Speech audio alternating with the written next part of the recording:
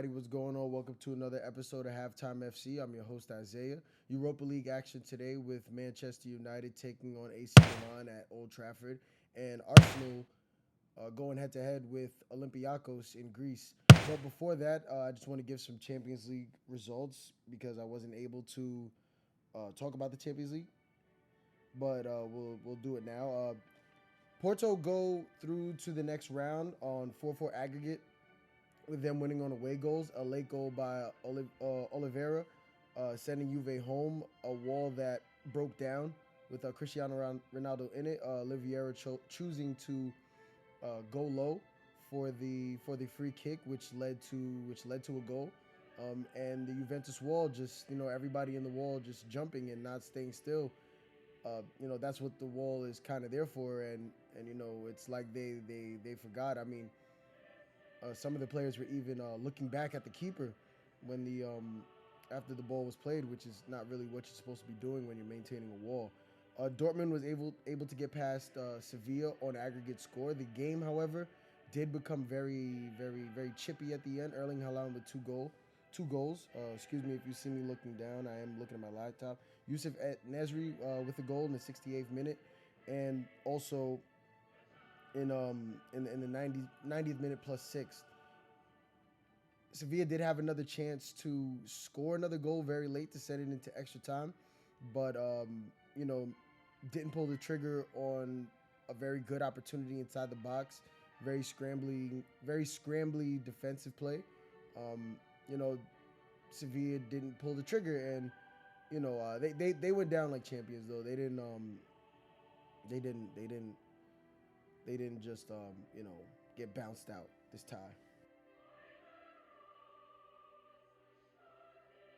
Yeah, PSG got past Barcelona 1-1 on the score for the actual game, but on aggregate it was a 5-2. Just really the story of just newer talent kind of taking out old talent, not directly, but instead of Cristiano Ronaldo in the next round, the quarterfinals, we have Erling Haaland and Kylian Mbappe.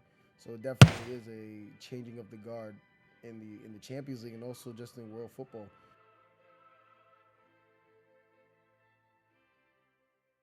Manchester United versus excuse me, I'm on Manchester United versus AC Milan, and Arsenal versus Olympiacos. Manchester United had a 1-0 lead after Amad Diallo came on for Anthony Martial in the second half. Marcus Rashford did not was not in the team because of an injury to that he sustained during the game against the Manchester Derby. But Amad Diallo coming on and immediately making an impact, scoring a goal, a really good goal in which he was able to head the ball in backwards. It was crazy. The assist going to Bruno Fernandes. And Amad Diallo is definitely, if you're a United fan, somebody to get excited for. I mean, the guy scored, made an immediate impact in a Europa League game against AC Milan. AC Milan are not they're not a weak team, you know. But AC Milan able to get the equalizer and also the ever so important away goal in the Europa League in the 90th plus 2 minute. I don't know how to say the goal scorer's name. I'm gonna say Kyer. Kyer. He scored the header, which was a ball that Dean Smith really should have been able to deal with. It was right at him.